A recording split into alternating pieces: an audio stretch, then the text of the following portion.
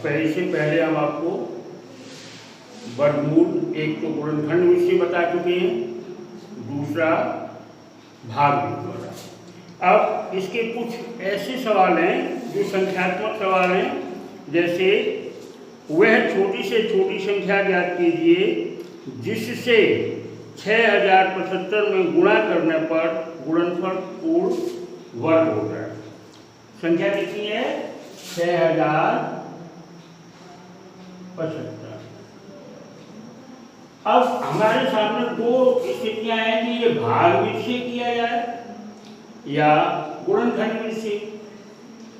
तो इसके लिए जब गुणा या भाग, गुणा करने पर या भाग देने पर, तो यह हमें गुणनखंड विधि से करना पड़ेगा। कैसे? गुणनखंड विधि। अब जो संख्या में यह दिया जाए घटाएं या जोड़ें, जैसे ये संख्या आपकी पूर्ण वर्ग नहीं है, तो इसके लिए अगर हम कहेंगे कितना घटाएं या कितना जोड़ें, तो हमें भाग विधि से निकालना पड़ेगा। भाग विधि। अच्छा, अब इसके गुणनखंड हम करेंगे। संख्या समझ में आ गई आपने? वह छोटी से छोटी संख्या ज्ञात कीजिए जिससे 6075 में गुणा करने पर गुणनफल पूर्ण वर्ग होता है। मतलब ये पूर्ण वर्ग संख्या नहीं है, इसमें किसी एक संख्या का गुणा करने पर ये पूर्ण वर्ग होगी।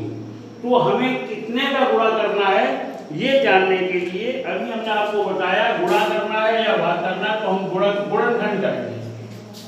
तो गुणा करने के बाद में वह संख्या हमें ढूंढनी है जिसके द्वारा, जिसका गुणा करने पर यह संख्या पूर्ण वर्ग हो जाएगी। तो इसे हम सबसे पहले गुणनखंड करेंगे। इसे हम काटेंगे 5 से, इकाई पर 5 है तो ये 5 से संख्या कटेगी। अब आज गुणनखंड 5 × 5, 5 × 10, 5 × 5 खत्म। इसके बाद में फिर 5 से ये कट जाएगा, 5 × 10, 5 × 20, 5 × 15। अब देखिएगा 2, 4, 6 और 3 9। 9 में 3 का भाग जा रहा है, इसका मतलब ये 3 से संख्या घटेगी। 24, 3 × 3, फिर 3 से कटेगी 3 × 6, 3 × 7 21, फिर 3 से कटेगी 3 × 27, फिर 3 से कटेगी ये 3 × 9, फिर 3 से कटेगी 1।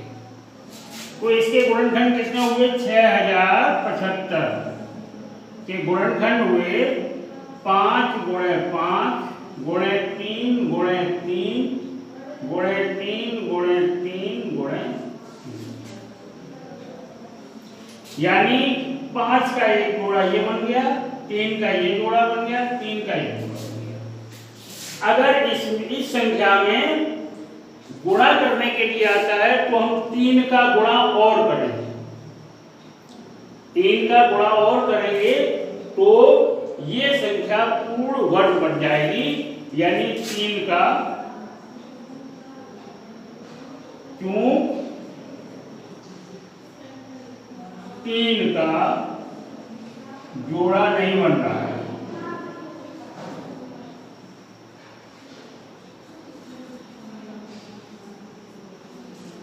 अतः 3 का गुणा करने पर संख्या पूर्ण वर्ग हो जाएगी।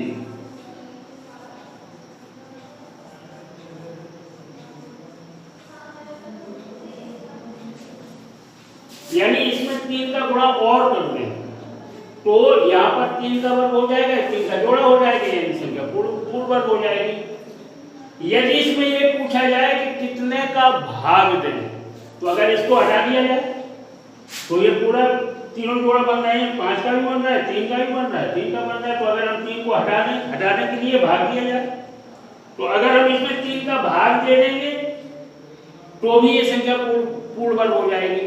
और 3 का गुणा करेंगे तो इससे आपको ये मालूम हो गया कि चाहे गुणा करना हो चाहे भाग, इस संख्या में अंतर पड़ेगा। इसमें पूर्ण वर्ग बनाने के लिए 5 का गुणा करना चाहिए और अगर भाग देने की बात है तो इसमें 3 का भाग देने से ये संख्या पूर्ण वर्ग बन जाएगी। इसी तरह का मिलता जुलता एक सवाल है।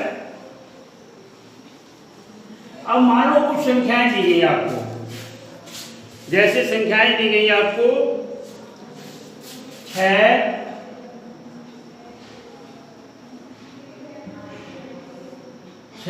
9, 15 और 20।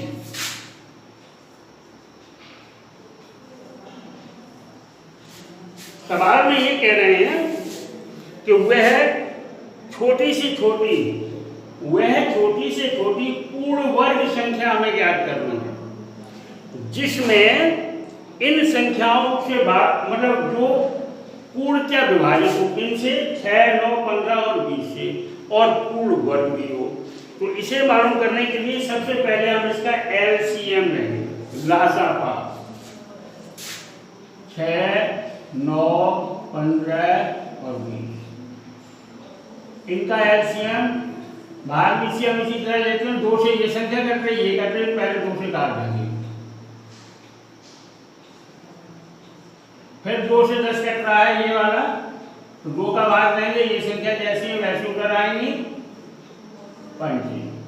अब इसके बाद हम 3 से काटेंगे, 3 एकम 3, 3 का 9, 3 पंचे 15, 5। फिर 3 से ये संख्या कटेगी 5, और ये 5 से सब संख्या कट जाएगी, सभी में 1 आ जाएगा। अब देखिए इसके गुणनखंड कितने हो रहे हैं, लासापा कितना हो जाएगा, 2 गुणे 2 गुणे 3 गुणे 3 गुणे 5। अब देखो इसमें पूर्ण वर्ग बनाने के लिए इस गुणनखंड को देखेंगे, इसे पूर्ण वर्ग बनाने के लिए कितना का गुणा करें हम, 5 का। तो ये संख्या कितनी हो जाएगी, पहले हम इसका गुणा कर लेंगे, 3 का 9, 9 पना 45 गुणे 90 गुणे 180, ये मान आ रहा है 180। और पूर्ण वर्ग संख्या कितनी होगी बोलो तो, पूर्ण वर्ग संख्या होगी 2 गुणे 2, ये जोड़ा हो गया, 3 गुणे 3, ये जोड़ा हो गया, 5 गुणे 5। तो इसका मान कितना हो जाएगा, 9 से। तो पूर्ण वर्ग संख्या हमारी कितनी होगी, 9 से।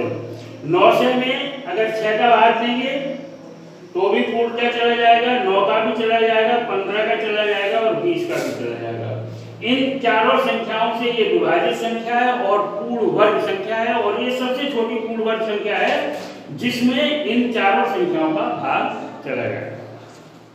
इसके बाद में अब आगे हम बढ़ते हैं कि मान लो थोड़ी देर के लिए कभी आप उसमें सवाल आ जाता है कि कोई बाग है,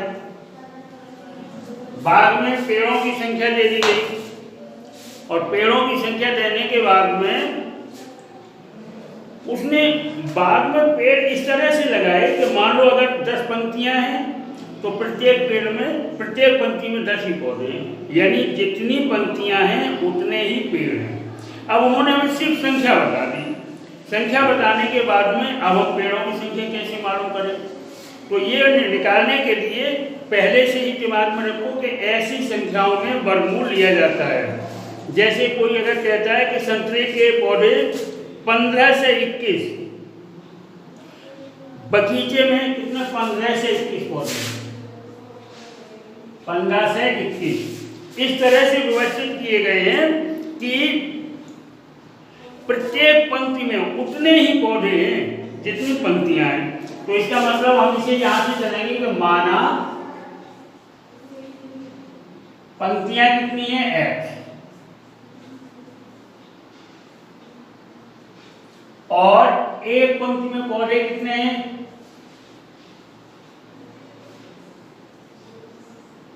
पौधे कितने हैं, जितनी पंक्तियां यानी x, एक पंक्तियां को कितनी है x, और पौधों की संख्या कितनी है x। मान लो थोड़ी देर के लिए अगर उसमें 10 पंक्तियां हो, कितनी, 10 पंक्ति, और एक पंक्ति में पौधे हैं 10,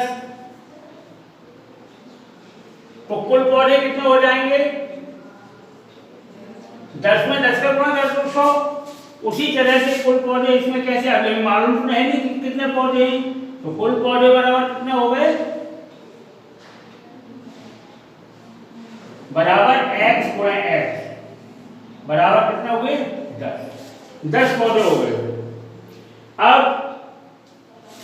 सॉरी मुद्दा की बात, x गुणा x बराबर x स्क्वायर पौधे हो गए। अब x स्क्वायर बराबर कुल पौधे हमारे दिए कितने हैं? 15 से 21 प्रश्नानुसार।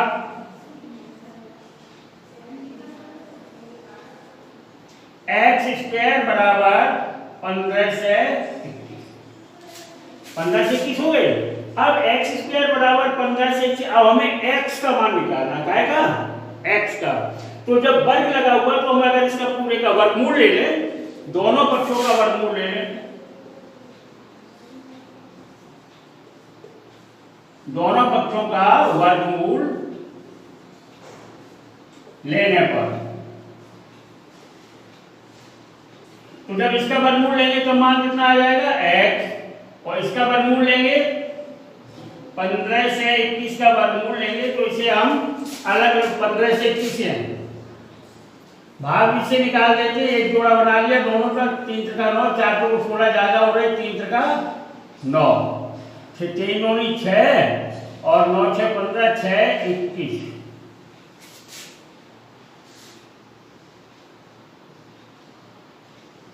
9 में 81, 1 8 9 छक्के 54, 54 8 62, 9 बार जाना। 9 में 81, 1 फांसी लगी 8, 9 छक्के 54, 54 और 8 62, यानी इसका वर्गमूल हमारा कितना आ गया? 39। तो आंसर हमारा कितना हो जाएगा?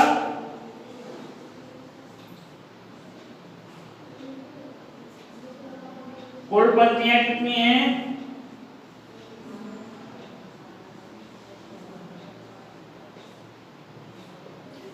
39 और प्रत्येक पंक्ति में पौधों की संख्या पूछी जाए तो 39। ठीक है, तो इस तरह से ये संख्यात्मक सवाल इधर खत्म हो रहे हैं। अब उसके बाद में कल को पिछले बार में कुछ संख्यात्मक सवाल आपको बताए थे, जैसे वह छोटी 4 अंकों की, 5 अंकों की, 6 अंकों की वह छोटी से छोटी संख्या बताओ जो पूर्ववर्ग हो, या बड़ी से बड़ी संख्या बताओ जो पूर्ववर्ग हो, तो उसमें भाग के द्वारा हम लगाते थे। उसी तरह से इसमें एक सवाल देख रहे हैं हम कि वह छोटी से छोटी प्राकृतिक संख्या बताओ जिसे 19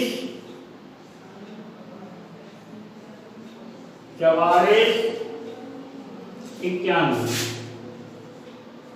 ये संख्या दी है।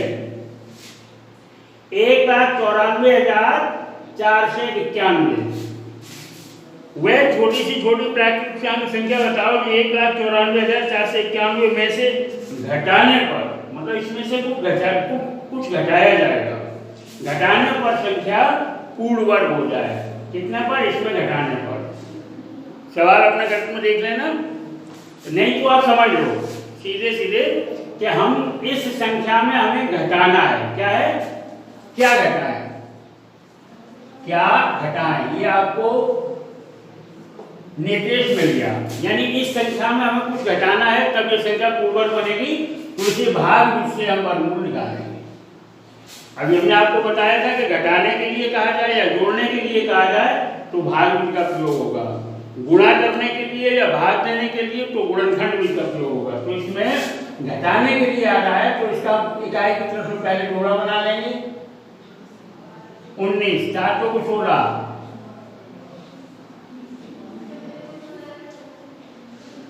9 में से 6 गई 3 और ये पूरा जोड़ा उतर के आ जाएगा 4 दूनी 8। इकाई का 4 बार जा रहा है, 400 को 16 4 और 32 से 4 बार जा रहा है,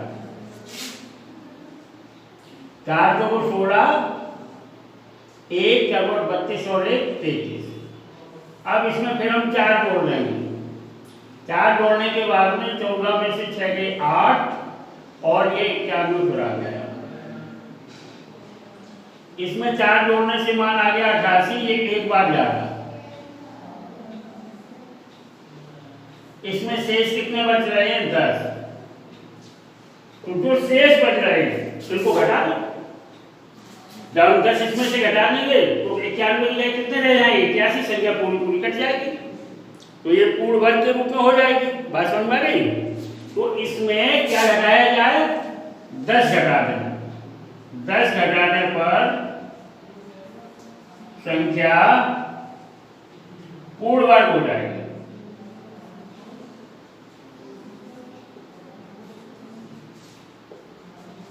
अब इसी तरह से आगे सवाल आपका आता है क्या जोड़ दें। ये सवाल दूसरा है। जैसे यहां पर पूछें कि वह छोटी से छोटी प्राकृतिक संख्या बताओ जिसमें क्या जोड़ दें।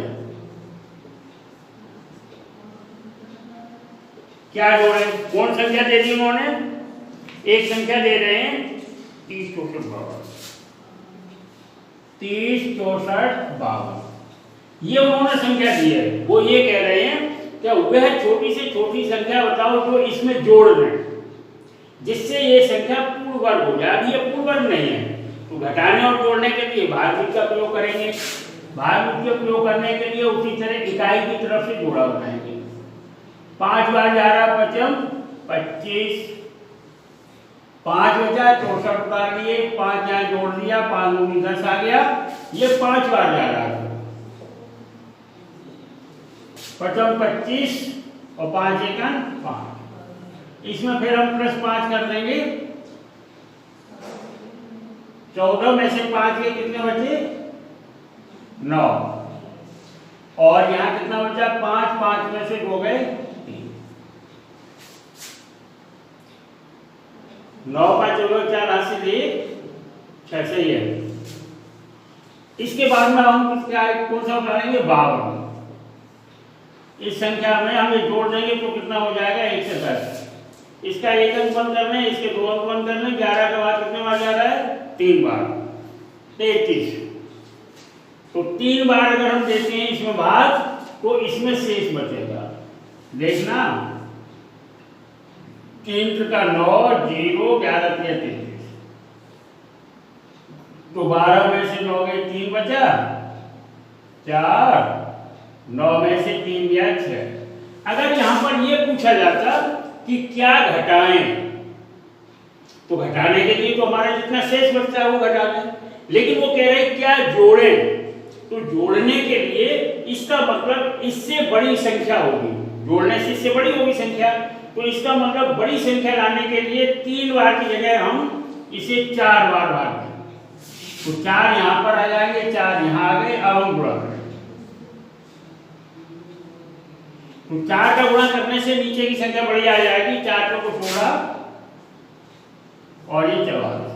अब इसको ऊपर से ऊपर तो छोटी है नीचे बड़ी है तो संख्या कैसे निकालेंगे। संख्या बराबर 4416 ऋण 3952। इसमें से हम घटा देंगे 3952 घटाएंगे तो ये 4 आ गए। 11 में से 5 गए 6 बचे और यहाँ पर 3 आ गए 4। 4 से 64 यानी 4 से 64 जोड़ दें। जोड़ने पर यह संख्या पूर्ण वर्ग हो जाएगी। ये संख्या में 4 से 64 अगर हम और जोड़ दें तो संख्या पूर्ण वर्ग हो जाएगी।